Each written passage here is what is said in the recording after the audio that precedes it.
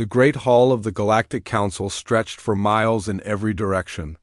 Massive columns of crystal and metal reached toward a ceiling that seemed to touch the stars themselves.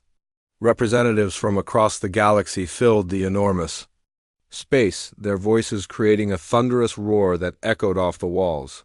Admiral Krextar stood at the center of it all, his scaled green skin gleaming under the bright lights. His yellow eyes scanned the crowd with satisfaction. Behind him, holographic displays showed the positions of over 2,000 warships from dozens of different species. The largest fleet ever assembled in galactic history. "The humans have had their warning," Krextar announced, his voice booming through the hall's speakers. 3 full rotations have passed since we delivered our ultimatum. They must surrender their outer colonies or face complete destruction. Council Prime Zelenara stepped forward from her throne. Her crystalline body caught the light and threw rainbows across the floor. When she spoke, her voice rang like musical chimes. "The deadline expires in 1 standard hour. Have the humans responded?" "They have," Krextar replied with a cruel smile. "A single transport ship requests permission to dock. They claim to send a negotiator." The hall erupted in laughter. The bird-like Castari flapped their wings in amusement. The slug-like Mortons made wet gurgling sounds that passed for chuckling. Even the normally serious Nexari allowed their crystal faces to show hints of what might have been smiles. "One ship?" Zelenara asked, her chimes taking on a higher pitch. "Against our entire combined fleet?" "It appears so, Council Prime. Perhaps they wish to surrender formally before we turn their worlds to ash. Very well. Grant them docking permission.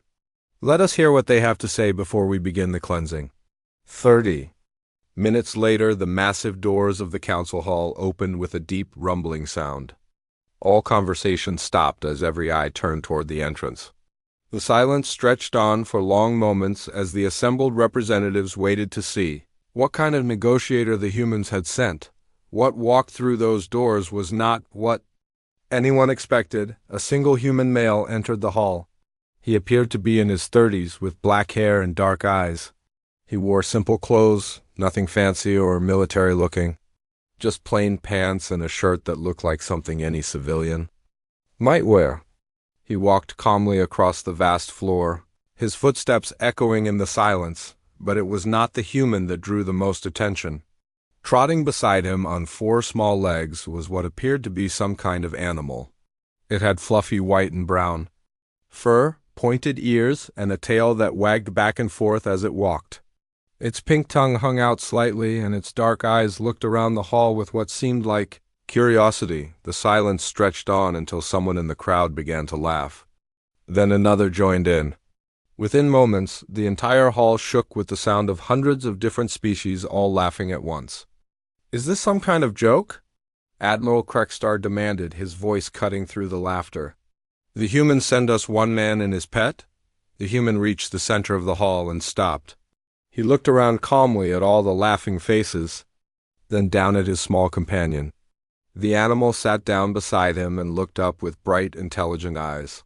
"I am Haiyan Wu," the human said, his voice carrying clearly despite not being amplified. "I represent Earth and all human colonies. This is Bomb." He gestured to the small creature beside him. "We are here to discuss terms."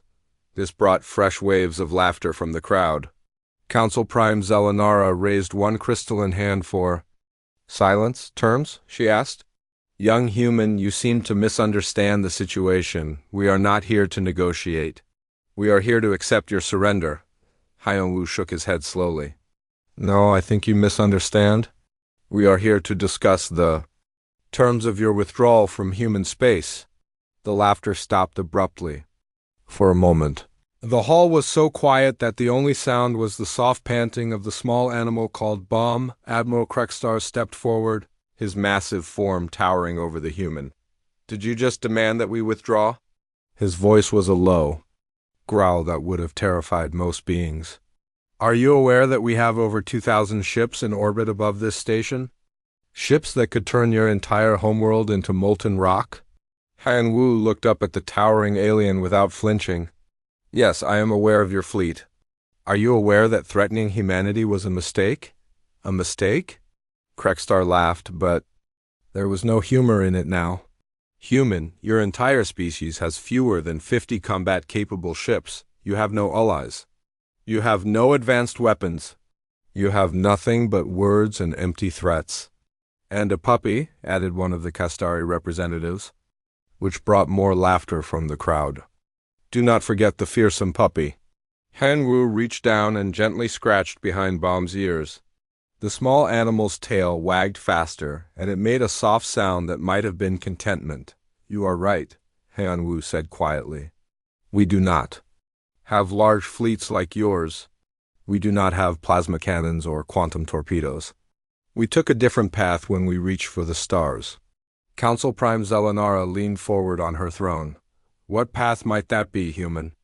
We learn to think differently about what makes something powerful. You see size in weapons and assume strength. We learn to look deeper, Krextar snorted in disgust. Philosophy will not save your colonies, human. Surrender now, and perhaps we will allow your species to continue existing as servants. I am afraid that is not acceptable, Hyun-woo replied. He looked around the hall at all the assembled species. Before we go any further, would you like a demonstration of human capabilities? The laughter returned, louder than before. Several representatives were making gestures that were probably meant to be insulting in their various cultures. A demonstration? Zelenara asked. Very well. What did you have in mind? Han-woo pointed to the large display screens that showed. The space around the station? You mentioned that your combined fleets could destroy worlds. How long would it take to completely destroy that dead moon in the Kepler system? Krextar looked at the screens, then back at the human. The Kepler system was nearby, containing only a dead star and a few lifeless rocks. One of those rocks was about the size of Earth's moon. Our combined firepower could reduce that moon to debris in approximately 6 standard hours, he said. What does this have to do with anything? Could you do it in minutes instead of hours? Minutes? Krextar shook his massive head. Impossible. Even with our most powerful weapons, it would take time to break apart that much rock and metal. Han-woo nodded as if this was the answer he expected. He looked down at Bomb, who had been sitting quietly throughout the conversation. The small animal looked back up at him with those bright, intelligent eyes. What do you think, Bomb? Han-woo asked softly. Should we show them? Bomb tilted her head to one side as if considering the question. Then she gave a single, soft bark. The sound echoed strangely in the vast hall. For just a moment, it seemed like something else entirely. Something that made the hair on the back of every neck stand up, regardless of whether the being in question actually had hair. Hyun-woo smiled and looked back up at the assembled representatives. Target the dead moon. We will show you what human CAPABIL ITS look like. Admiral Krextar was about to respond when something in the human's voice made him pause. There was no fear there, no desperation. Just quiet confidence that seemed completely out of place given the circumstances. Very well, Zelenara said finally. Show us what one human and his pet can do against the moon. The main viewing screen in the council hall flickered to life, showing the dead Kepler system in crystal clear detail. The lifeless moon hung in the darkness like a gray scar against the stars. It was massive, easily 3 times the size of most inhabited planets, made of solid rock and metal that had been cooling for millions of years. Admiral Krextar studied the display with his yellow eyes. That moon has a diameter of over 8,000 kilometers, he announced to the hall. Its core is solid iron surrounded by layers of granite and basalt. Even our most powerful plasma cannons would need hours to break through that much material. The assembled representatives murmured their agreement. The Mortons made wet, bubbling sounds that indicated approval. The crystalline Nexari hummed in harmonious tones. Everyone seemed satisfied that they had chosen an impossible target for the human to fail against. Council Prime. Zelenara gestured toward the screen with one sparkling arm. There is your target, human. Show us this demonstration. You promised. Han-woo nodded calmly and walked closer to the viewing screen. Bomb trotted beside him, her tail still wagging softly. The small animal seemed completely unbothered by the enormous crowd of alien beings surrounding them. "Before we begin," Hyan-Wu said, turning to face the council, "I want to make sure everyone understands what you are about to see. This is not a trick or an illusion. This is simply what happens when humans decide something needs to be done." Several aliens laughed at this. A tall, insect-like Vespian clicked its mandibles in what passed for amusement among its species. "Human arrogance," it chittered. "Your species still thinks in terms of primitive explosives and kinetic weapons." Han-Wu smiled slightly. "You are right. We do think differently than you do. That has always been our strength." He knelt down beside Bomb and placed his hand gently on her head. The small animal looked up at him with those bright, intelligent eyes. For just a moment, something seemed to pass between them. A communication that had nothing to do with words. "Are you ready, Bomb?" Han-Wu asked softly. Bomb gave a single, quiet bark in response. But as the sound left her throat, something changed. The air in the hall seemed to shift and crackle with energy that had not been there before. The lights flickered for just an instant. Several of the more sensitive species in the crowd stepped backward without knowing why. The Nexary's crystalline bodies began to resonate with a frequency that made them uncomfortable. Even Admiral Krekstar felt the scales on his neck rise in response to something his senses could not identify. Hen-Wu reached into his pocket and pulled out a small device. It looked like nothing more than a simple communication unit, the kind that could be found on any civilized world. He pressed a button on its side and spoke clearly. "Earth Command, this is Hyan-Wu. We are ready to proceed with the demonstration." A voice responded immediately, speaking in the human language of Korean. The words were translated automatically by the hull systems. "Understood, Hyan-Wu. All sensors are recording. Proceed." When ready, Hyan-Wu looked down at Bomb one more time. The small animal had grown very still, sitting perfectly upright with her ears pointed forward. Her dark eyes seemed to be looking at something far beyond the walls of the council hall. "Show them, Bomb," Hyan-Wu said quietly. What happened next would be talked about in the halls of power across the galaxy. For generations to come, Bomb's eyes began to glow. It started as just a faint blue light, barely visible in the bright illumination of the council hall. But within seconds, the glow grew stronger and brighter.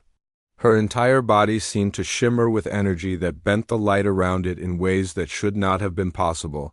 The viewing screen showed the dead moon hanging peacefully in space, unchanged and solid as it had been for millions of years.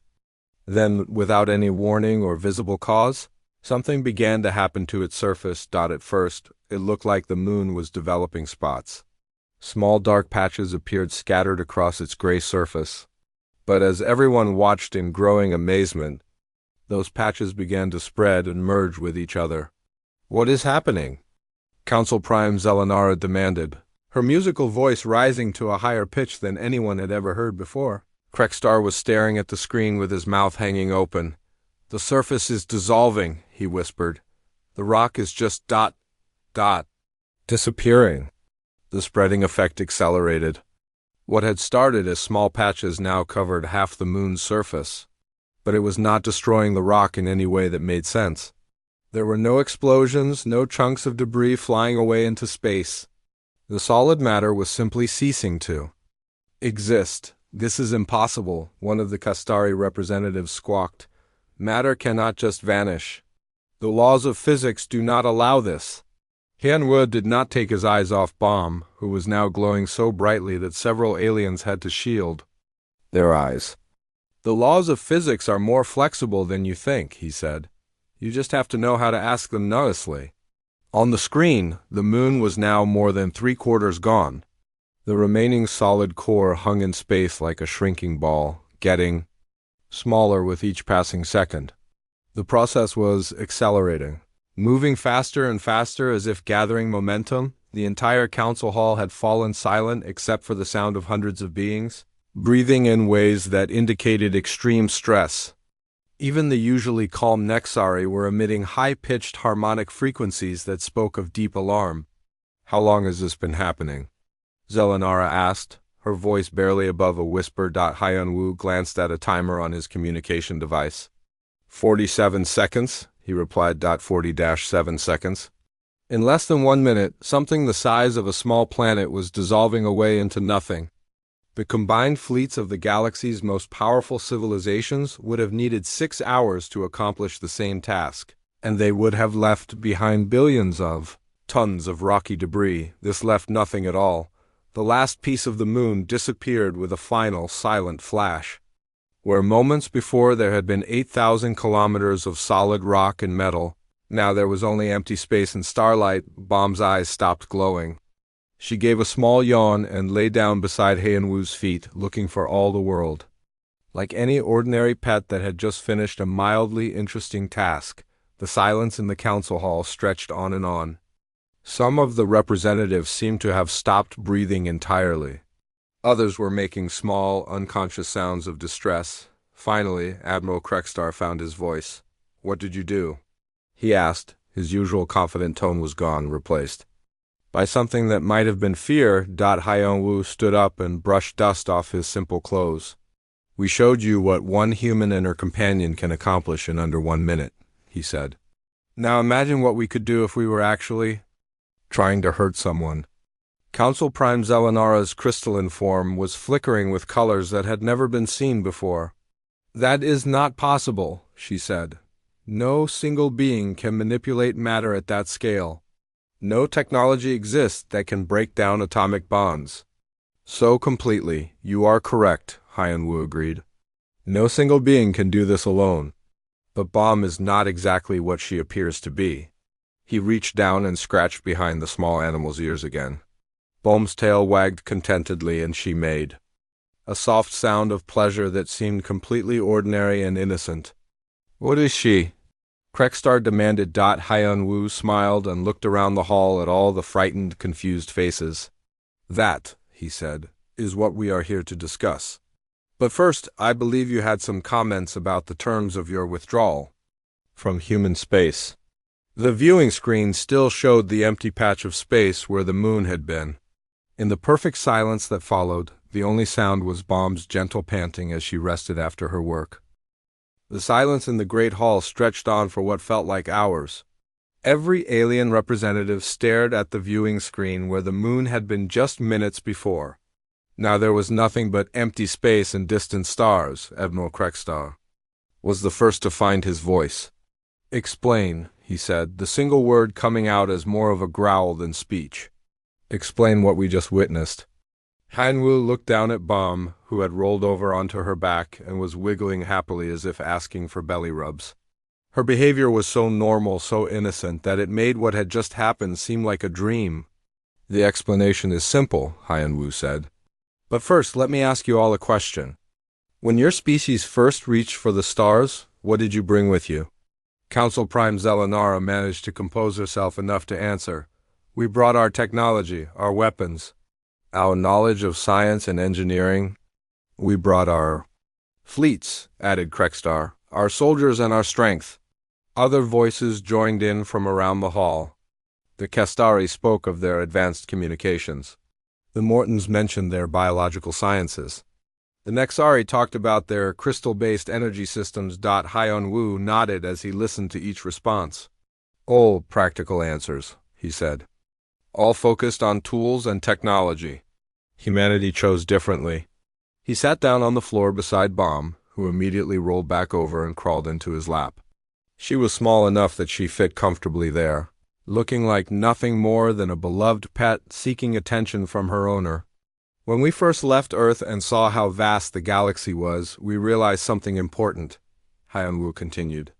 "We were small, physically weak compared to most species. We had no natural weapons, no thick armor, no ability to survive in hostile environments without protection." "Then why did you leave your world at all?" asked one of the insect-like Vespians. "Why not stay where you belonged?" Hyun-woo smiled at the question. "Because we had something else. Something that every other species seems to have forgotten about or never developed in the first place." "What?" Zelenara demanded. "Imagination," Hyun-woo said simply. "The ability To look at a problem and think of solutions that no one else would ever consider. Several aliens made sounds of dismissal. Imagination was not something that destroyed moons or threatened entire fleets. "Let me tell you a story," Hyen-Woo said, gently stroking Bomb's fur. 50 years ago, a human scientist named Dr. Kim was working on artificial intelligence. She was trying to create a computer system that could think and learn like a living being. The hall grew quiet again. Several species had tried to develop true artificial intelligence over the millennia, but none had succeeded completely. Dr. Kim realized that the problem was not with the computers, Hyen-Woo continued. The problem was that she was trying to create artificial minds that thought like machines. So she tried something different. She tried to create an artificial mind that could think like a human. "Impossible," stated one of the Nexari. "A consciousness cannot be replicated artificially. It is a property of biological neural networks." "You are correct," Hyen-Woo agreed. "Consciousness cannot be replicated, but it can be shared." He held up his communication device again. Dr. Kim developed a process that could transfer part of a human consciousness into a quantum processing matrix. Not a copy, but an actual transfer of living thought and awareness. The implications of this statement sent a wave of unease through the assembled crowd. Consciousness transfer was theoretical science, something discussed in academic papers but never achieved in practice. The first volunteers were people who were dying, Hyen-Woo explained. Terminal patients who had nothing to lose. They agreed to let Dr. Kim transfer part of their consciousness into her experimental systems. "What happened to them?" Zelenara asked, though her musical voice suggested she was not sure she wanted to know the answer. "They died as expected. But part of them lived on in the quantum matrix, and that part could do things that biological consciousness never could." Bomb looked up at Hyen-Woo with those bright, intelligent eyes. For just a moment, the way she looked at him seemed far too knowing for any ordinary animal. "The transferred consciousness could directly interface with quantum fields," Hyen-Woo said. "It could manipulate matter at the subatomic level. It could process information at speeds that biological brains never could achieve." Admiral Krekstar stepped forward, his massive form casting a shadow over the human and his companion. "Are you saying that animal contains a human consciousness?" "Not exactly," Hyen-Woo replied. "Bomb contains the consciousness of a woman named Sunya, who volunteered for the program 30 years ago. Sunya was a physicist who specialized in quantum mechanics. She was also dying of a disease that could not be cured." The hall erupted in shocked voices. The idea of transferring consciousness from one form to another was disturbing to most species, especially into what appeared to be an artificial biological form. "When Sunya's biological body died, her consciousness fully integrated with the quantum processing system," Hyen-Woo continued. "But she was lonely. The quantum realm is a cold place for a human mind, so our scientists developed these companion forms." He gestured to Bomb, who had closed her eyes and seemed to be napping contentedly in his lap. "The biological body provides Sunya with sensory experiences she missed from her human life. The ability to feel touch, to taste food, to experience physical comfort. In return, she provides capabilities that no ordinary biological being could possess." "Like destroying moons?" Krekstar said quietly. "Sunya does not destroy things," Hyen-Woo corrected. "She rearranges matter at the quantum level." From her perspective, changing the atomic structure of rock into free-floating particles is no more difficult than you or I might find walking across a room. Council Prime Zelenara's crystalline form was flickering through colors that indicated deep distress. "How many of these companions do humans possess?" Hyen-Woo was quiet for a long moment, considering his answer. "On Earth we have a saying. Every human family should have at least one pet. We are very fond of animals." The simple statement hit the assembled aliens like a physical blow. If every human family had one of these companions, and there were billions of humans spread across dozens of worlds, "You are talking about an army of beings that can manipulate matter at will," whispered one of the Mortons. No, Hyan-Woo said firmly. We are talking about family members. Each companion chooses their human partner. They are not weapons or tools.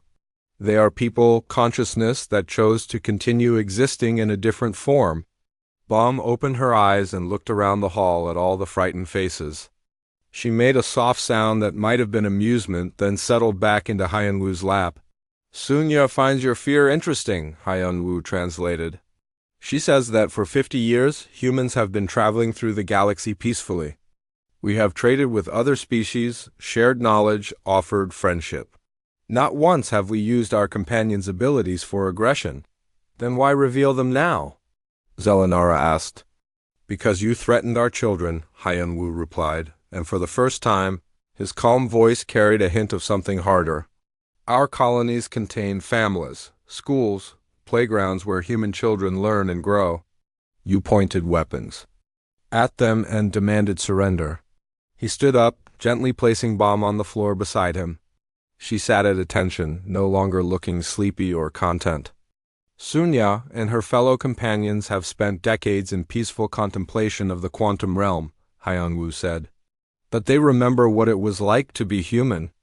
They remember what it means to protect the people you love. The viewing screen flickered and changed, showing new images. Earth's colonies scattered across space. Cities full of human families living ordinary lives. Children playing in parks under alien suns. Every one of those worlds has companions living with human families, Hyan-Woo said. Beings who can reshape matter with a thought.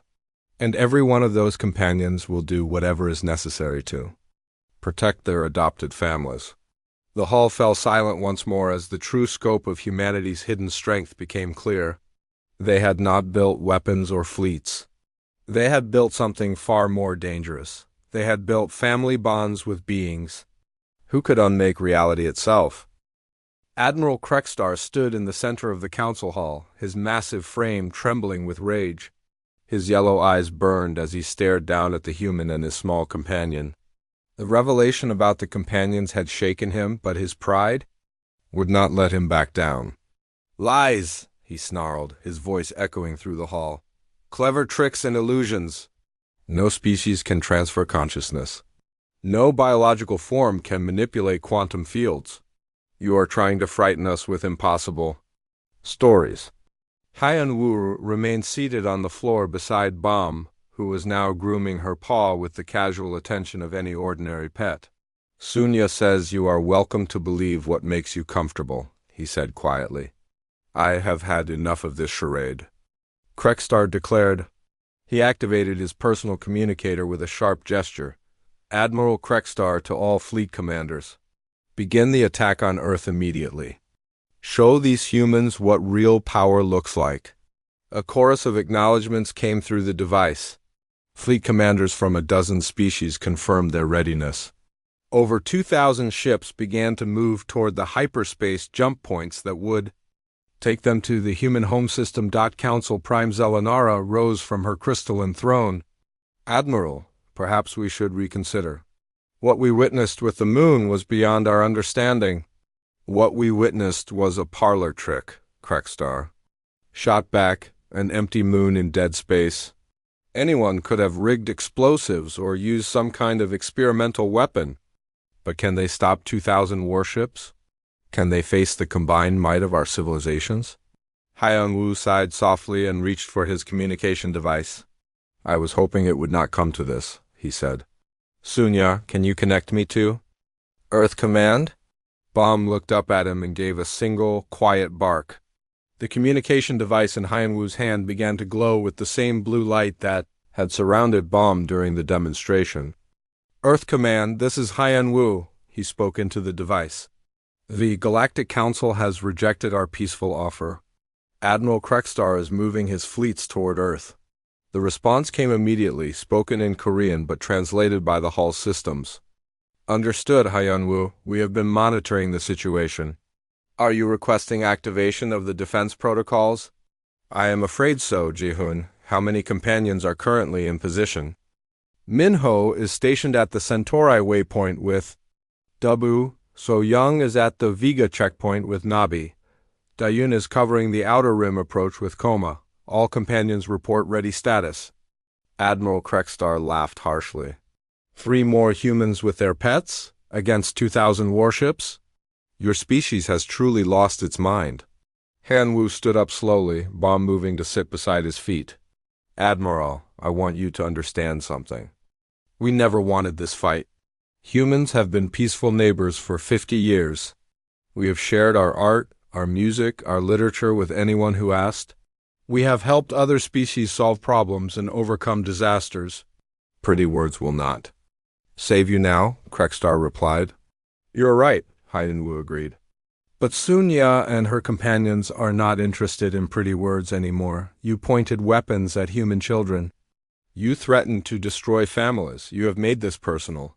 The communication device crackled to life again. Henwu, our sensors show the first wave of ships entering hyperspace. They will reach Earth in approximately 30 minutes.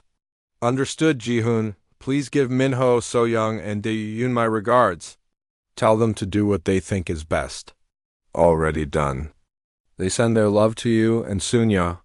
Han-woo smiled sadly. Give my love to their companions as well.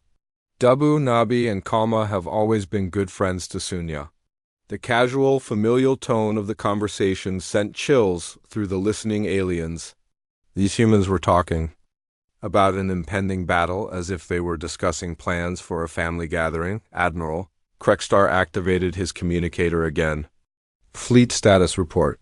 First wave has successfully jumped to hyperspace, Admiral. ETA to Earth system is 28 minutes. Second and third waves are preparing for jump. Excellent. Begin broadcasting surrender demands on all human frequencies.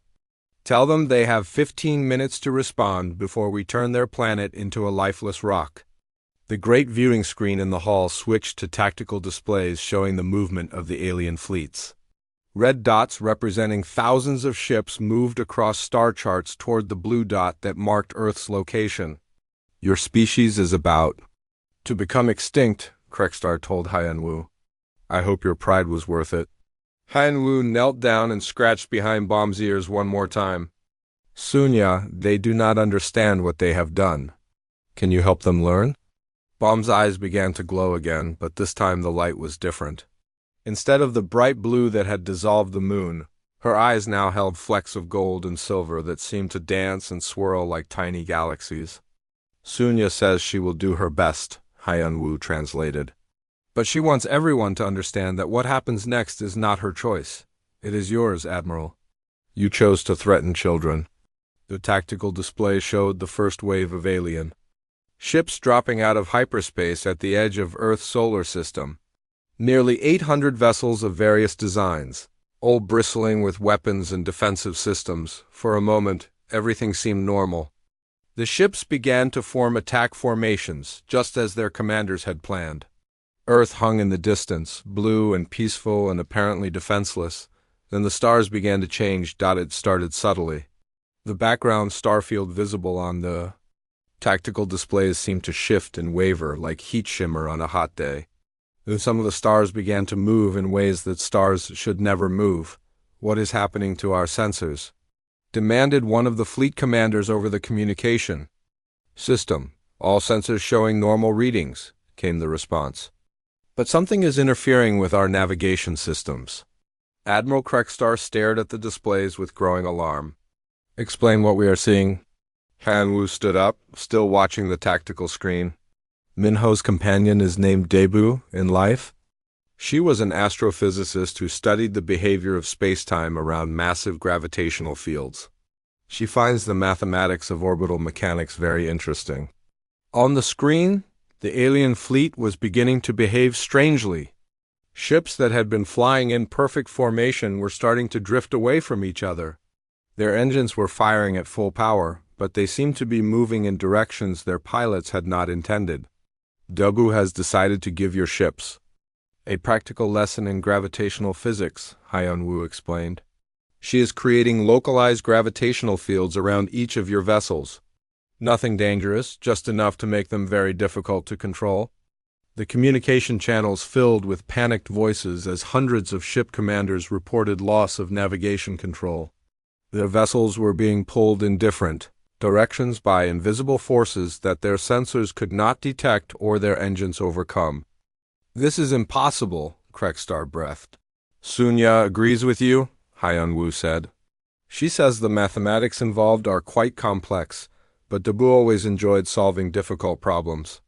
The tactical display showed the second wave of ships dropping out of hyperspace near the Vega system, where they were supposed to refuel before continuing to Earth, but as soon as they appeared, their formations began to dissolve as well. "So Young's companion is called Nabi," Hyun-woo continued. "She was a quantum engineer who specialized in energy field manipulation. She is currently demonstrating some interesting properties of electromagnetic radiation." The second wave of ships found their power systems fluctuating wildly. Weapon systems that had worked perfectly for decades suddenly refused to charge.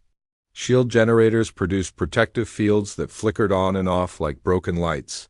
Ship-to-ship communications became filled with static and interference. "Make it stop," Admiral Krekstar ordered, but his voice had lost its commanding tone. Now he sounded almost pleading. "I cannot make it stop," Hyun-woo replied. "The companions are not machines that follow orders. They are people who care deeply about protecting their families." "You threatened their families, Admiral. Now they are responding." The third wave of ships never made it out of their staging area. As they prepared to jump to hyperspace, their engines simply stopped working. Not damaged, not destroyed, just stopped. As if the fundamental forces that powered faster-than-light travel had suddenly decided to ignore them. "Dayun's companion is Koma," Hyun-woo said. "She was a theoretical physicist who studied the nature of hyperspace itself. She has just demonstrated that hyperspace travel is not actually a right, but a privilege that can be revoked." In less than 20 minutes, the greatest fleet ever assembled in galactic history had been reduced to a collection of helpless ships drifting in space. Not one shot had been fired, not one ship had been destroyed. But every vessel was now completely unable to function as a weapon of war. Admiral Krekstar collapsed into a nearby chair, his massive form shaking. "How?" he whispered. Do Hyun-woo looked around the silent council hall at all the frightened faces. "Because you forgot something important. Admiral, you forgot that intelligence is more powerful than strength, and love is more powerful than fear."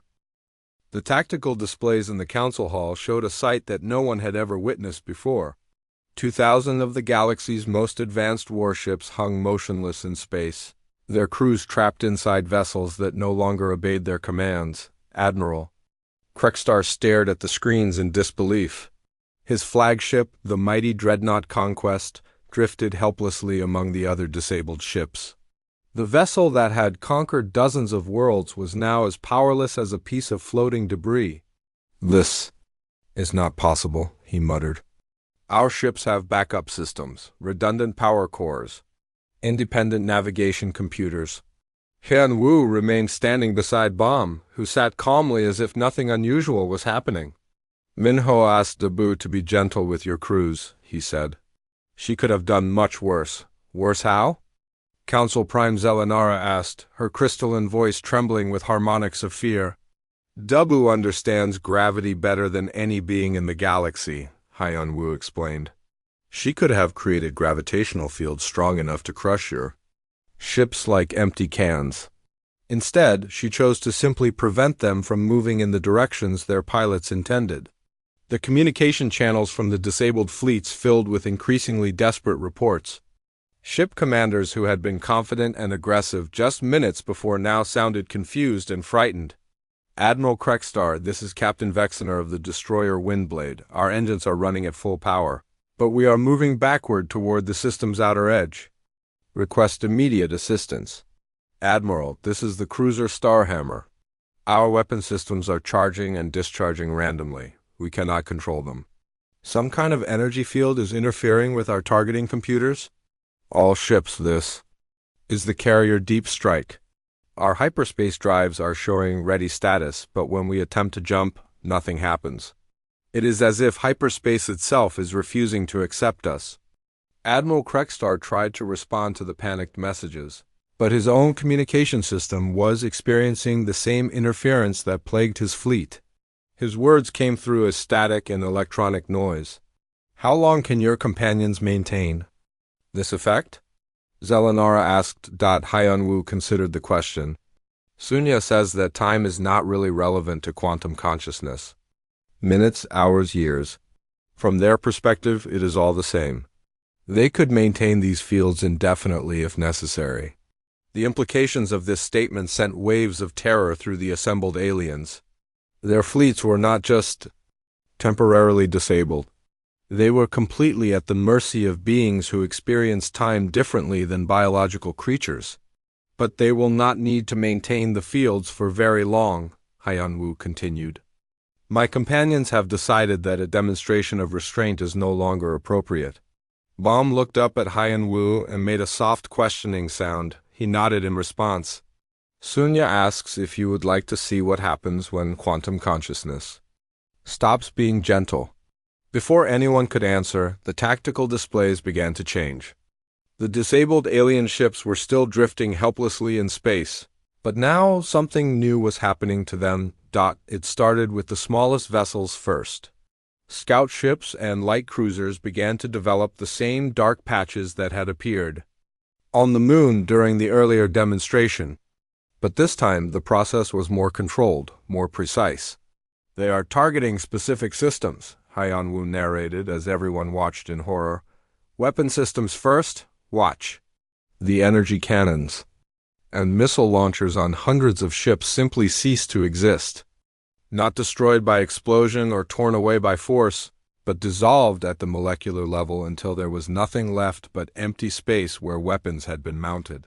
Next, the shield generators, Hyunwoo continued, the protective systems that had made these ships nearly invulnerable in battle vanished in the same way.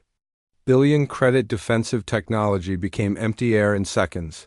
Now the armor plating, the hulls of the alien vessels began to thin and weaken as layers of advanced metal alloys were selectively removed.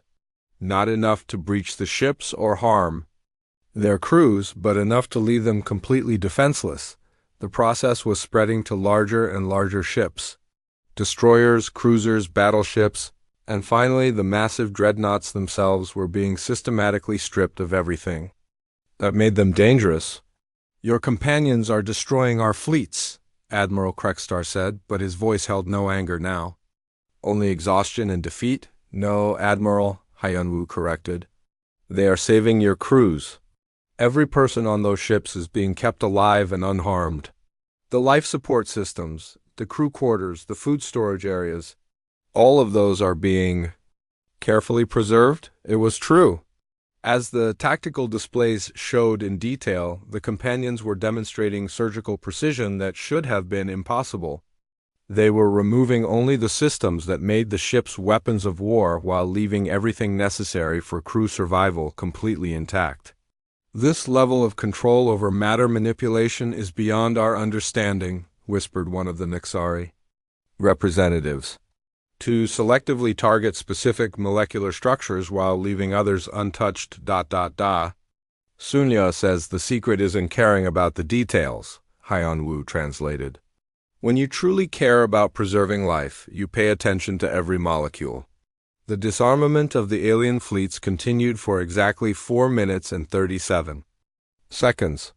When it was finished, 2,000 ships hung in space, their crews alive and well, but their vessels reduced to little more than transportation pods. But the companions were not finished. Minho reports that some of your crew members are trying to activate emergency weapons, Hyunwoo said. Personal sidearms, security systems, things like that. Dubu finds this concerning. New dark patches began to appear on the tactical displays, but these were much smaller and more targeted. Every handheld weapon, every security device, every piece of equipment that could be used to harm another person was being located and removed. So Young says that Nabi is also worried about the attitude of some crew members, Hyunwoo continued. They are still talking about finding ways to attack Earth. She thinks they need some time to reconsider their priorities. The communication systems on the alien ships began to change. Instead of allowing ship-to-ship tactical coordination, they now only carried signals that promoted calm discussion and peaceful problem-solving. Any attempt to coordinate aggressive action was met with system failures. Ying reports that Kalma has prepared a special surprise for any ships that try to leave the area, Hyunwoo added. She has created what she calls a timeout zone around your fleets. Any vessel that attempts to move more than 1,000 kilometers from its current position will find itself moving very, very slowly. To demonstrate this point, one of the smaller alien ships tried to break away from the disabled fleet. As soon as it reached the invisible boundary, it began to move as if traveling through thick liquid. What should have been a journey of minutes became a crawl that would take hours. Your companions have trapped our entire fleet, Zelenara observed. They have created a safe space for everyone to think about their choices, Hyunwoo replied. Sun Ya and her friends believe that most of your crew members are good people who were following bad orders. They want to give everyone time to consider whether they really want to continue threatening human children. The tactical displays now showed the full extent of what had been accomplished. In less than 30 minutes, the greatest military force in galactic history had been completely neutralized without a single casualty on either side. What happens now? Admiral Krekstar asked quietly. Hyunwoo looked around the council hall at all the shocked faces. Now we discuss the terms of peace, he said. And this time I suggest you listen more carefully to what humanity has to offer. Bum yawned and settled down for a nap, apparently satisfied that the day's work was nearly complete. The Great Hall of the Galactic Council had never been so quiet. Hours had passed since the alien fleets had been disabled, and the reality of humanity's power was finally sinking in for every representative present. Admiral Krekstar sat slumped in his chair, staring at the tactical displays that showed his helpless fleet. The proud warrior who had commanded respect and fear throughout the galaxy now looked like a broken old man. Council Prime Zelenara's crystalline form had stopped its usual sparkling. The colors that normally danced through her body had faded to dull grays and blues. When she finally spoke, her musical voice was barely above a whisper. How many? She asked. Hyunwoo looked up from where he sat beside Bomb, who was still napping. Peacefully. How many what, Council Prime? How many companions do humans possess? How many beings like Sun Ya exist? Hyunwoo was quiet for a long moment, considering his answer. The exact number is not important, he said finally. What matters is that every human colony, every human settlement, every place where human families live and work has companions watching over them. Billions, whispered one of the Kastari representatives. You are talking about billions of beings who can manipulate reality itself. I am talking about billions of people who chose to continue protecting their families even after death, Hyunwoo corrected. People who love their children and grandchildren so much that they refuse to let something as small as dying stop them from keeping those children safe. The weight of this revelation settled over the hall like a heavy blanket. Every species present had to confront the same terrifying fact. Humanity had spread across hundreds of worlds, and every one of those worlds was protected by beings who could unmake matter with a thought. What do you want from us? Admiral Krekstar asked, his voice hollow with defeat. Hyunwoo stood up slowly, careful not to disturb Bomb's nap. We want what we have always wanted, Admiral, to be left alone to live our lives in peace. That is all? That is everything, Hyunwoo replied. Humans are not conquerors. We do not want to rule over other species or take their worlds. We just want to raise our children, create art, explore the universe, and build good lives for ourselves and our families. Council Prime Zelenara managed to straighten her crystalline form slightly. But now we know the truth about your power. How can the galaxy continue to function knowing that humans possess such capabilities? The same way it functioned before you knew, Hyunwoo said with a slight smile. For 50 years, humans have been your neighbors, your trading partners, your friends. We have shared our music and literature. We have helped other species solve scientific problems. We have provided aid during natural disasters. The only thing that has changed is your awareness of why no one should threaten us? He walked to the center of the hall where everyone could see him clearly. I want to make something very clear to all of you. The companions did not want to demonstrate their abilities today. Sunya and her friends prefer to spend their time contemplating the beauty of quantum mechanics or helping human scientists understand the universe better. Bomb opened her eyes and looked around the hall with what might have been sadness. Sunya says she is disappointed that it came to this, Hyun-woo translated. She had hoped that after 50 years of peaceful coexistence, other species would have learned to trust humanity's intentions. How can we trust beings with such power? Demanded one of the Vespian representatives. How can we sleep peacefully, knowing that our worlds could be dissolved in minutes if we somehow offend human sensibilities? Hyun-woo turned to face the insect-like alien. The same way humans sleep peacefully despite being surrounded by species that are physically stronger, faster, and more naturally equipped for violence than we are. Trust is built through actions, not capabilities. He gestured toward the tactical displays that still showed the disabled fleets. Your ships carried enough firepower to sterilize dozens of worlds. Your crews were prepared to commit genocide against billions of human families. Yet not one person on those ships has been harmed. Every crew member is alive and well, simply unable to continue their mission of destruction. The truth of this statement was undeniable. Despite possessing the power to erase the alien fleets entirely, the companions had chosen to disable them with surgical precision while preserving every life. What happens to our fleets now? Asked Admiral Krekstar. That is up to you, Hyun-woo replied. Minho, So-young, and Dae-yoon have instructed their companions to maintain the current situation until the crews have had time to think about their choices. Any crew member who wishes to return home peacefully will find their ship's life support and basic propulsion systems restored. And those who still wish to attack humanity will find themselves with a lot of time to reconsider while drifting very slowly through space, Hyun-woo said. The companions are very patient. They can wait years or decades for people to change their minds. Council Prime Zelenara managed to produce a few weak chimes of harmony. You spoke of terms for peace. What are humanity's demands? We have no demands, Hyun-woo said. We have one simple request.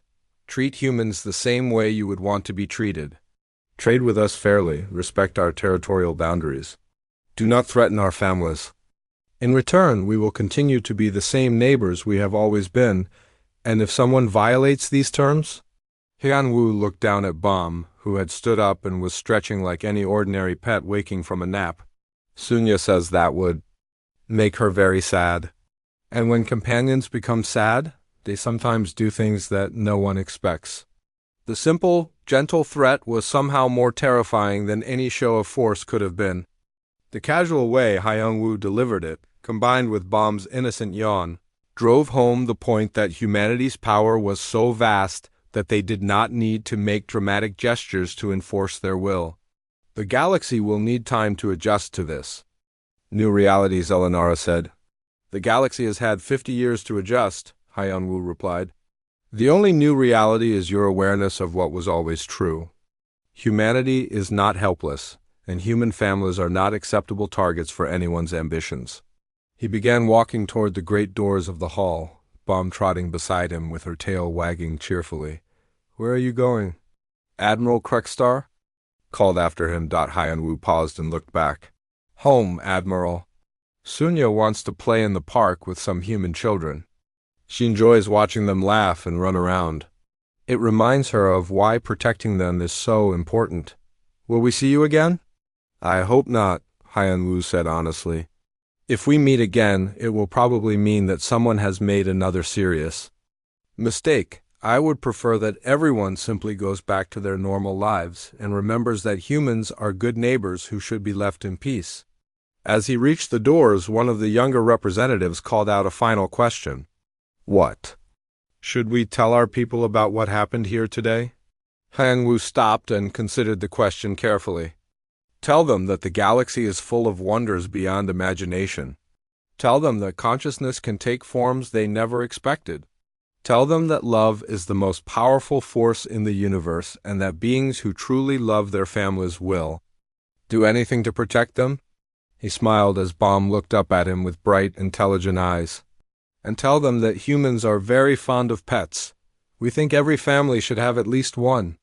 With that, Hyung-woo and Baum walked through the great doors and disappeared from view, leaving behind a council hall full of aliens who would spend the rest of their lives remembering the day they learned that the cute little puppy was the most dangerous being in the galaxy. In the years that followed, the galaxy settled into a new pattern of peace.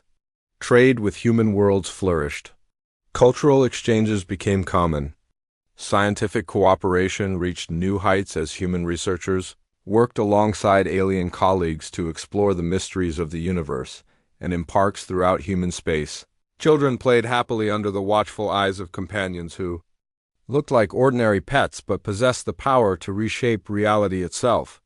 The galaxy had learned its lesson well. Some families are protected by love, so deep that not even death can diminish it. The cute puppies were always the most dangerous ones.